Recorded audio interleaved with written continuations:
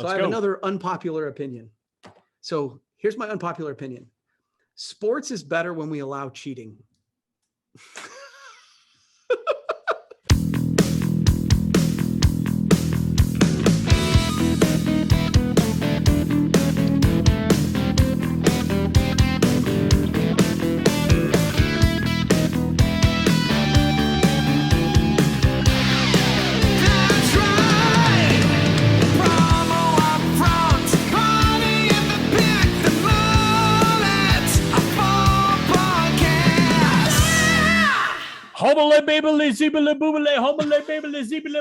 That's right. It is episode 55 of the Promo UPFront podcast. I'm one of your hosts, Bill Petrie. With me, as always, the Brigadier General of the Free Britney movement, the one and only Kirby Hasseman. Kirby, how the Cinco are you? I'm doing well, man. I can't believe you got through that whole intro thing. That was very impressive. No, I'm doing well. Things are going well here at the office, humming along, and that's always exciting. When you know what I mean, when things aren't super stressful, but you're still active and busy, and that's sort of where we're at right now. So that's good. How are you? That's good. No, I'm great. Thank you for asking. Getting close to that time. We were just talking before we got on the air, as it were, that we're only a couple weeks away from my kids heading off to their next adventure. And so pretty excited about that. Yeah. And it's always kind of nice when you're busy, but you can put things a little bit on cruise control. Not a bad thing, not a horrible thing, but because you're still, even when you have it on cruise control, you're still building relationships. You're still doing the things and building relationships makes me think of a lot of things, but really one thing more than anything else. Do you know what that is, Kirby? What's that, Bill? Thank you so much for asking. It's almost like I knew you might. It's our pals over at the Promo Marketing Power Meetings. That's right. We know our industry is not about the products, the packaging, or even the innovation. It's really about the experience. I mean, everything's important, but it's really about the experience, and it's really about the relationships, and building those relationships, because you're always going to do business with those people who you know have come through for you. Yep. And I'm talking about those relationships with people who will see you through thick and thin. And I know you've got a ton of them. We'll get to that in just a second. And that's why I think you and I are really excited that Promo Marketing and their Power Meetings are sponsoring this podcast, because it gives you the opportunity to both establish and maintain your relationships in the industry. Those Power Meetings are amazing. You've been to them. I've been to them. It's the industry's preferred hosted buyer format event. Fabulous locations. Napa, by the way, I shouldn't even mention Napa. Sold out. So don't forget it. I didn't even mention Napa. Palm Springs, California, Park City, Utah, San Diego, California. Great locations. And it's open to premier suppliers and distributors for 3.5 days of one-on-one meetings, networking, and relationship building. And space is limited.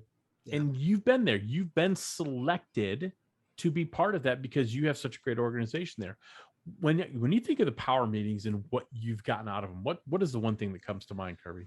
I think the biggest thing for me, and you mentioned the relationships piece, but I think it's the education of new verticals to sell into. So for me, for example, we, weren't big into selling signage. So the showdown displays or those folks of the world. Well, so at a trade show, I would walk right by because that's not really my thing. Or custom awards was another thing.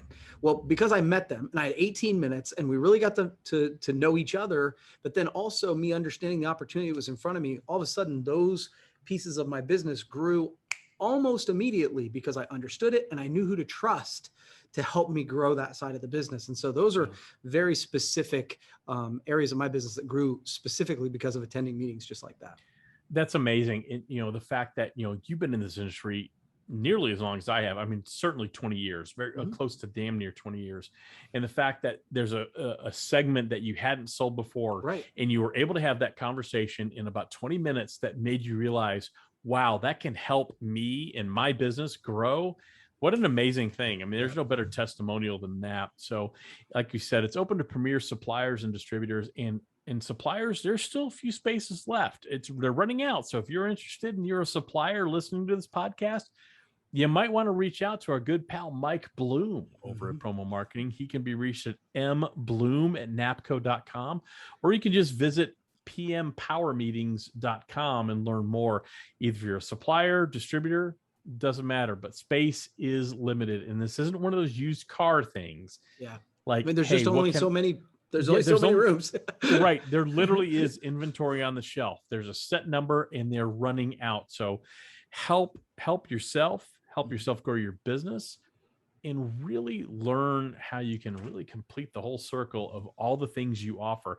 There's nothing worse as a distributor than walking into your client where you've sold them apparel and see that they have calendars on a wall because they thought you were just the t-shirt guy. Yeah. This is the thing. This is the event. This is the organization that's going to help you elevate yourself above that. So head over to pmpowermeetings.com or email mbloom@napco.com. You're not going to be sorry you did. So, Kirby, you ready to kind of get this Cinco rolling? I'm very excited to do it, my friend. Let's go. You have the Promo Upfront part of the podcast today. That is where we're going to talk something promotional products. We've talked in the past that I've had the easy ones with a week because we alternate weeks who has the Promo Upfront topic. I have a feeling you've now eclipsed that because you've got the layup today. Yeah. Go ahead, Kirby. Yeah, no. And and so many times, I mean, honestly, there are obvious ones. And then like a lot of times when I bring it up, you're like, I have no idea what he's bringing up. But today, yeah, it's pretty obvious. PPAI made their announcement that Dale Denham will be the new president and CEO, I believe, of the Promotional Products Association. And I wanted to read super quickly. Todd Pottlebaum, am I pronouncing that right? Pottlebaum. Yep. Is the chairman of the board and executive search committee. Said PPAI, Dale is the right leader at the right time for PPAI. So the PPAI board and executive search committee are extremely impressed with Dale's credentials and industry experience. It goes on. I think I don't pay attention as much to this sort of thing as you do. You seem to have your, and I mean that as a compliment, you seem to have your fingers on the pulse of things like this. My initial reaction was when I saw the announcement, I was like, oh, well, that's a great hire. I mean, it was like that, and I hadn't thought about who it might be. I have a feeling you think more about that than I do. So I was really curious to get your take on Dale Denham as the new leader of PPAI. This might shock you. I have an opinion on this. It does. It shocks me. Possibly the worst hire in PPAI history. I'm kidding. When I saw the announcement, made my heart swell with glee because I have long been an advocate that the association needs more people from the industry in leadership positions. Yeah. Traditionally, the association has hired people from the association industry. Right. And to me, that is it's easier to learn the association industry than it is the subtle nuances of our bizarre little industry here. So the fact that they hired someone with really strong industry credentials is enormous. Yeah. I agree with what Todd said. And I know Todd a little bit. He is such a great guy. I think it's exactly perfect what he said. He's the right guy at the right time. Yeah. I can't think of a better person to take PPAI to the next level. And when I say that, it's different than when we normally say the phrase next level. PPAI used to employ almost 140 people. Mm-hmm. With the pandemic, they are down to 39 people. It is a different organization, and it's going to need to be a different organization in the next 24 months, in the next 5 years. And you need someone like Dale. And you and I have had the luxury of working with Dale in Promo Kitchen. Right. We were all three chefs at the same time. And Dale understand one of the things I love about Dale, and I think you would echo this, and if not, you'll tell me. Dale's not afraid to state an unpopular opinion and defend it. Right. But by the same token, he's at the same moment, he's also willing to listen to other arguments. Oh, for That's sure. a very rare gift in a leader, to be determined, focused, but also open to other opinions and other thoughts on it. That's why Dale's the right choice. I don't care whose hat was in the ring. Dale's the right choice. Now, I do have a concern though. Okay. it's come to my understanding, he's not relocating to Dallas. He will not actually physically be at PPAI headquarters. The world has changed and the world has shifted. Right. We don't all work in an office environment anymore as a collective. But it will be important for Dale to build those relationships with the people who are still at the association to realize his vision. And I have no doubt Dale's going to be able to do that. Dale is a people person. Even though he's a tech guy, and you don't normally associate a tech guy with a people person, Dale's going to have to be very mindful of making sure that he is establishing those important relationships at HQ in Dallas while he's kind of crafting his vision. And I have no doubt he'll do that, but it's definitely one of those, it's an additional layer of friction potentially that if it's not paid attention to. Yeah, no, I didn't know that.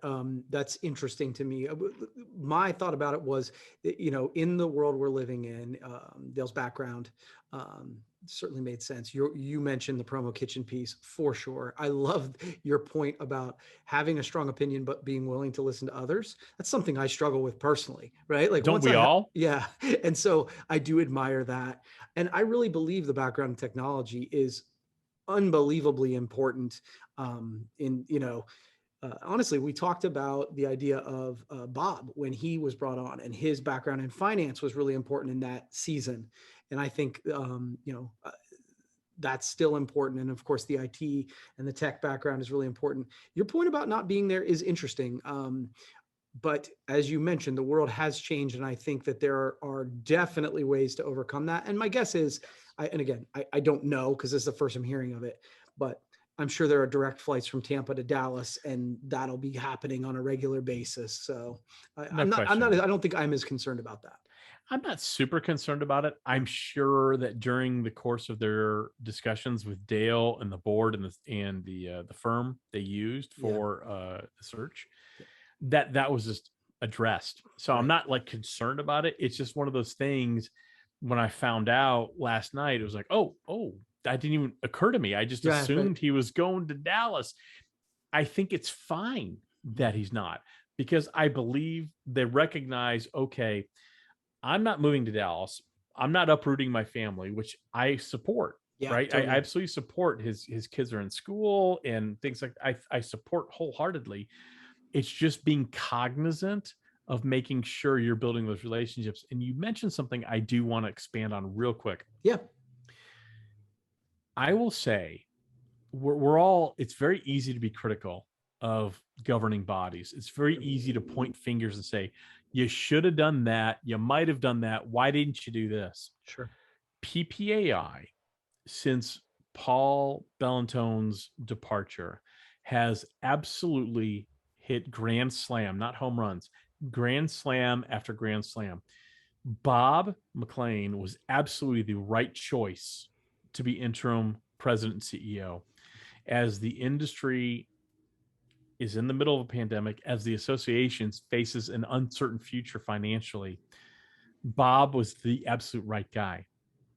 No question. And I love Bob. I think the world of Bob. Dale's the right guy now. There's no better person suited to this.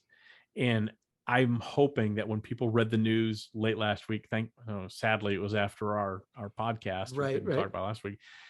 It was one of those things like what you had, just kind of nod your head and go, oh man, that makes all the sense in the world. Yeah. Dale's a right mix of technology. Dale's a right mix of youth and experience. Dale's the right mix of industry knowledge and business savvy. Dale's the right mix of fresh ideas. And I've done that before, and maybe we need to reconsider. Dale's absolutely the perfect guy for the job. Yeah, I love it. All right. Well, I anticipated that you would be positive about this choice. As I mentioned, I saw it and was just like, oh, okay, yeah. I'm excited about that. So that's good stuff. No, I saw it and think, gosh, God, Kirby's got nothing to do for the podcast next week. Everything's laid out for him so easily now. How unfair to me. Yeah. All right. Kirby, is it time to reinvest in PPE as a distributor? And I'm going to ask this question of you. You are a distributor. We have all seen the news of the Delta variant now is the predominant strain of the coronavirus that is infecting people who are not vaccinated within the United States. It's, I think, 83% of those hospitalized are now are infected with the Delta variant. 97. Washington Post said that yesterday. Okay, 90, so it's crazy. So high. my time, my information is lagging. So we have lagged. Speaking of lagging, we've lagged behind in vaccines in the United States, and this is quickly becoming the virus of the unvaccinated. Yeah, it is. All right. Yep. Is it time? Is it smart for distributors to start looking at PPE, using a little strategic foresight, thinking we might be headed for a little bit of a dip here, and you're going to have the haves who decided to be vaccinated, and the have-nots who have decided not to be. I'm not going to get into the political part of that. That shouldn't be a political part, but go ahead. It shouldn't be. That's why I'm not getting into it.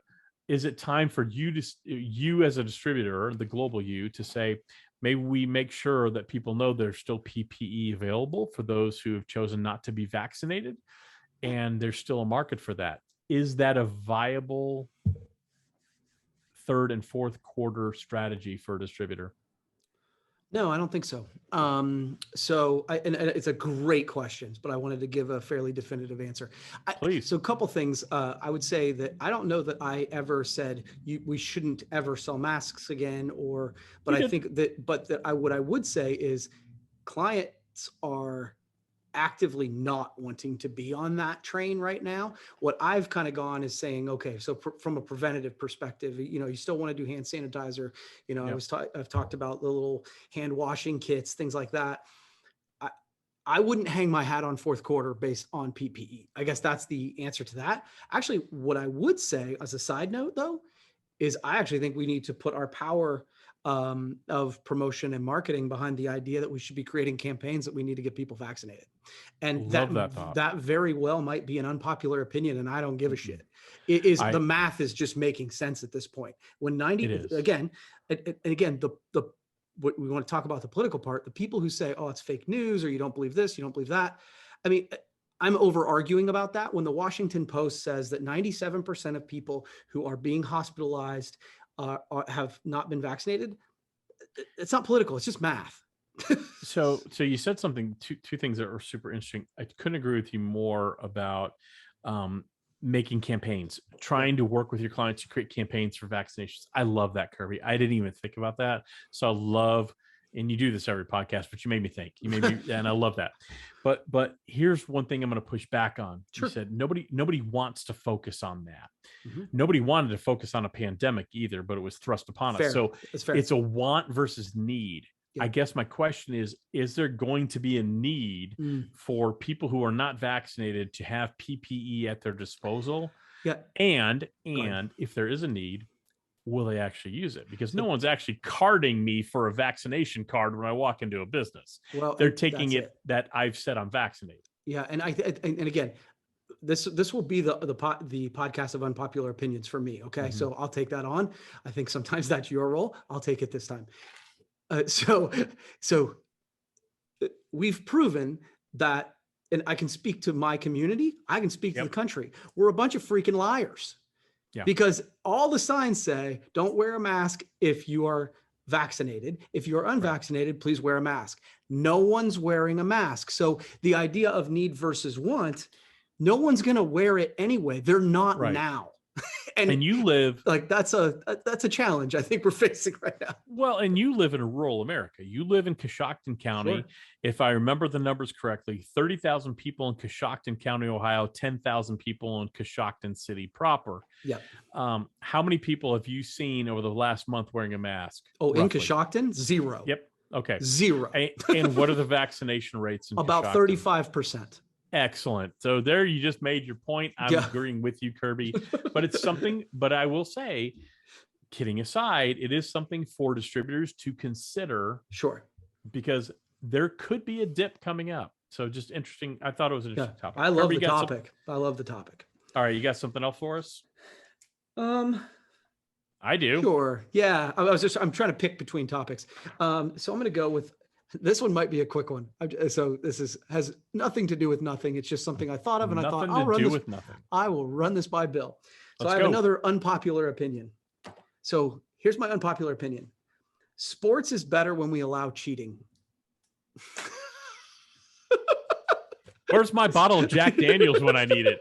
Okay, So, Kirby, I'm just going to shut up. You just go. No, just go. go. So like I was at a friend's house, and at a little pool party, they had a TV out there. It was awesome. And the Tour de France was on. And I was like, who cares? Like, this was a program that I lived on for 7 years. And we decided that Lance Armstrong is evil because he doped, even though everybody else in the entire freaking sport doped. It was more interesting when he was in it. I would say the same thing about baseball. I miss Mark McGwire. Screw this entire league batting 200. I think sports are better when cheating's allowed. That's my take. Okay, so I don't even know where to start. Sports better when cheating allowed. Okay, here's what I would say. I agree with you, and I don't. Okay. I think when I say this, you'll nod your head in agreement. To me, it's just making sure it's an even playing field. Totally. Everybody cheats, or nobody cheats. Period. So I don't have a problem in the late 90s when Roger Clemens was hopped up on goofballs throwing 127 miles an hour while he was Mark 54. Yeah, and Mark McGwire's hitting 580-foot home runs because it was an equal playing field.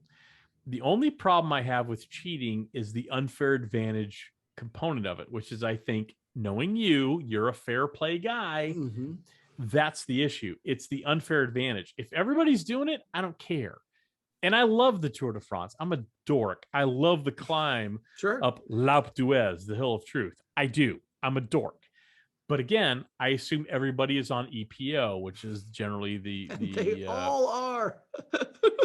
But so here's the thing. I think as long as it's an even playing field, I'm fine. But there's never 100% an even playing field. Right. So when it becomes so much of a part of the sport, like steroids did in baseball, you have to make a decision.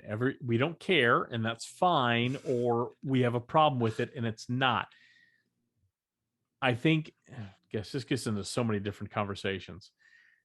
I agree with you for the most part, but it's got to be 95% or more, or else there's a problem. Because there's always going to be the people who don't dope, and they've worked hard to get there. Sure. And they're disenfranchised now. Yeah. It's one thing if it's legal and it's a choice. Right. And look, you don't want to do steroids. That's fine, but you may not make the major leagues, but we're allowing it. Right. Well, I guess you're viewing it from the perspective of the player, and I totally get it. And I am again looking at this as an entertainment thing. I just want sports to be entertainment, which is what it is to me. And so I just realized that I liked those sports way better before the sports writers took the holier than thou attitude that none of these people can do this. And again, the idea that they're not in the Sports Hall of Fame, the Baseball Hall of Fame let's not get into that. But again, by the way, this now could be a 40-hour-long podcast with the way you're going. No, the sports writers are a bunch of cheese-eating surrender monkeys. As far as I'm concerned, I don't care. I hear what you're saying. It's just one of those things. I think it's an all or nothing. We want an even playing field. That's all we all want. We can deal with lower home runs and lower things as long as everybody's on the same level. Maybe I think you want more. You want more home runs. I do. All right. Like I said, that could be a quick one. I thought Bill will be curious about this.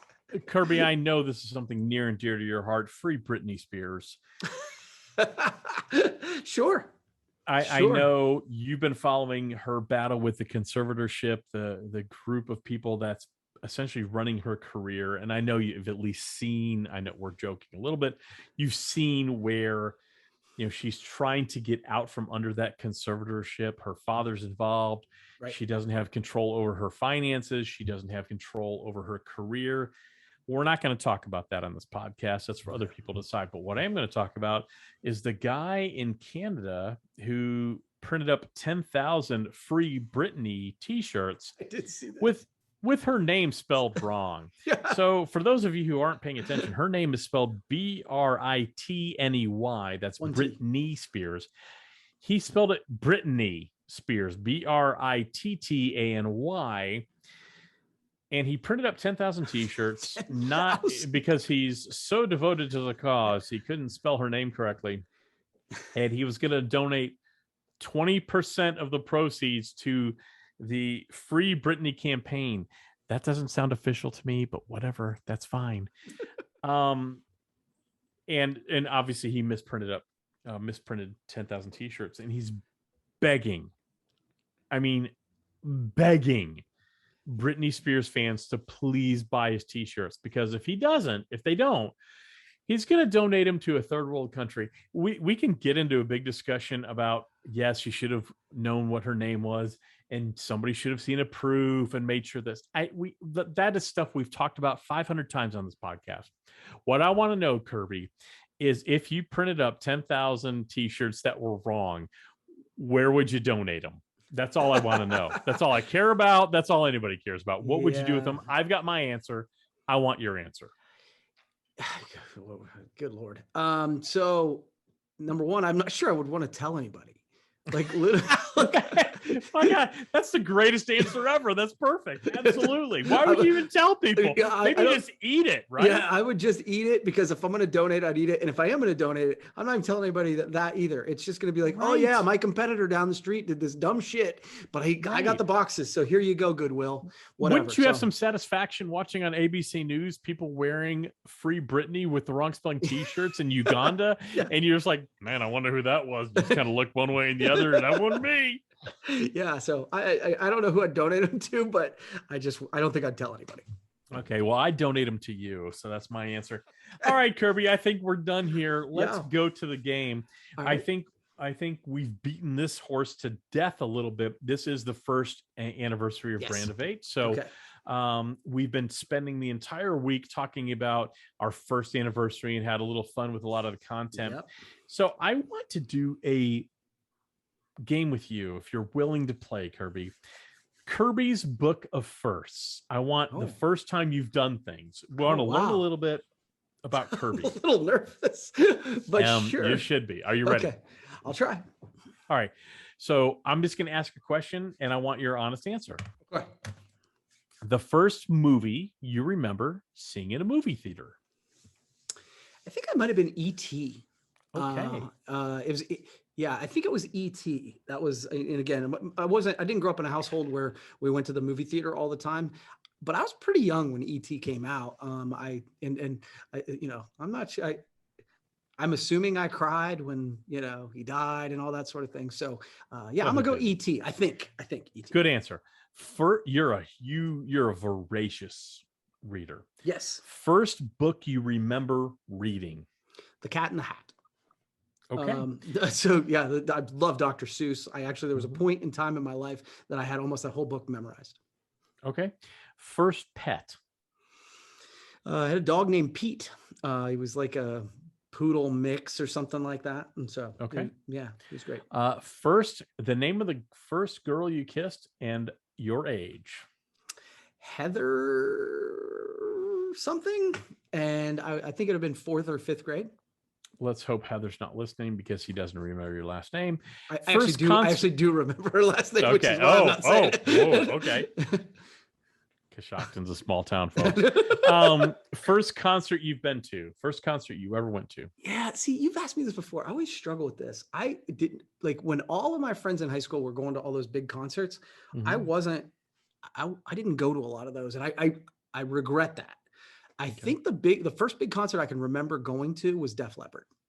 Okay, Def Leppard, nice. Your first car, Kirby, your first automobile? A 1973 orange Volkswagen that had a hole in the floor that literally you could see the ground as you were driving. I bought it for $300. A Volkswagen Beetle? Yep.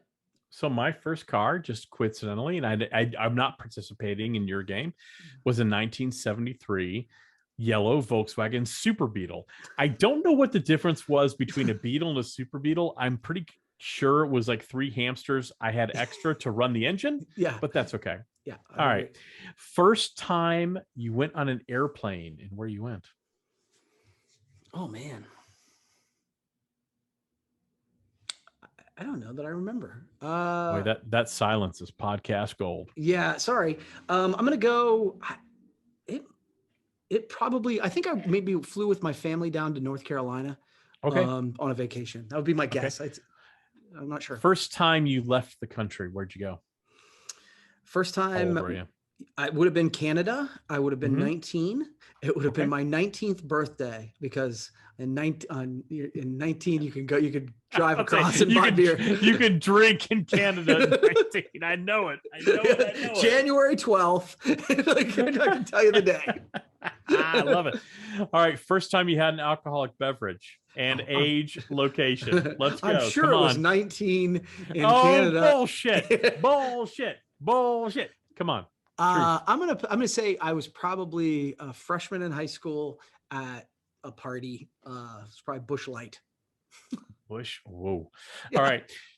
How do I put first time you ever made? How do I put this? I'm not gonna answer this. The first time you ever made an entire meal by yourself, what were you thinking? Okay, an entire meal by myself. I would have probably been. So I was very spoiled growing up. I realize that now. You don't realize it. Sure. But my mom did a lot of the cooking and stuff like that. So I would probably say it was late high school. Probably when I was trying to made? I'm sure it was spaghetti. Okay. Something super easy. First job you had? I worked at McDonald's for like a quick minute. I didn't know that. Yeah, because I really didn't like it. I end up leaving there and going to a local grocery store. I actually worked there for a decent amount of time. Yeah. But so it was either McDonald's or Bueller's, depending on how long that you. What did you do at McDonald's? I'm curious. It was back in the back, cooking fish fillets and stuff like that. Let's get a little more current. First mistake you made as an entrepreneur, and we've all made. Oh yeah, countless mistakes. The first one that you remember. Yeah, I would say that, and this is kind of a big one. Amy and I started a candy bouquet franchise. That was one of my first businesses that we started. I went to the bank, got some, did the sort of traditional thing. I didn't get enough money from a cash flow perspective, so I was constantly on playing catch up. So the mistake was I didn't get enough to really get the business launched. We survived and get it for 6 years and sold it and stuff, but man, it sucked because I didn't have the cash to do what I needed to do. Great answer. Seriously, I love that answer. First piece of content you ever created that was intentional. I would probably call it the Weekly Word. It's been a long time since I did blogs. I did some other stuff, but the Weekly Word was probably the first time I did something consistently weekly. And I got a little bit of traction. That's when it was before Delivering Marketing Joy. And so I would say Weekly Word was probably one of the first event you ever spoke of in front of a crowd where you were doing like a keynote or a education session. I think I would say that at PPAI, I think one of the expos, I was probably one of my first big, I did smaller groups and stuff like that locally, but PPAI, I think was gracious enough to give me a stage. Sorry, I've just been handed some extra ones here. Whoa, didn't expect this at all. All right, real quick, rapid fire, Kirby. Okay. First tattoo. Don't have one. First piercing. I don't have one of those either. Wait, I did have an earring when I was in high school. First crime you committed, both misdemeanor and felony. Gosh, I don't know that I want to admit this. Okay, we'll move on. I think this is the one that surprised me most. The first time you realized how awesome a podcast partner I was. You know what? I actually really realized that before we did a podcast. We did Do not answer that question. Live. We did a Salt and Pepper Live before we had the podcast, and we fielded questions live from the audience, and it was one of the most fun things I've ever done sober in Vegas. Well, I was joking, but thank you. That's a very nice compliment. And it's about the relationship you and I have. And I love our relationship. And that's really what our industry is about, isn't it, Kirby? Yes, building those is. relationships, whether you're a service provider and a distributor or a distributor and a supplier. And that's what we're going to talk about real quick as we thank our good pals over at Promo Marketing, their power meetings. They have really set the mark in terms of creating those events that help you establish those relationships. That's one of the reasons why ASI Chicago last week was so hard for us to watch, as we weren't there. We had the FOMO because people were reestablishing those relationships they've had. We couldn't be there. We couldn't shake the hands. We couldn't hug the people. Promo Marketing has done that for you, so that with their power meetings, they are really great. I told you earlier, the Napa one, too bad, so sad, sold out too late this year, but they still have spots available. Palm Springs, Park City, San Diego. Some nice places. both nice is the worst word to describe those places in the history of ever. But there's very limited spaces for both distributors and suppliers to go ahead, contact our good pals over at Promo Marketing in the Power Meetings. That's pmpowermeetings.com. Or you can email our good friend Mike Bloom at mbloom, BMBLOOM at napco.com. He'll get you where you need to be. I'm telling you, it is a game-changing event. They've been doing it for a while. They know exactly what they're doing, and they know how to help you build those relationships that are going to see you through thick and thin. So I know, and it's fun. About how you're a fan. It's fun. fun. It really is. It's fun. It's fun. You know what else is fun, Kirby? Doing this podcast with you. So thank you for doing episode number 55 with me. I look forward to episode number 56 next week. Thanks, bud. That's right.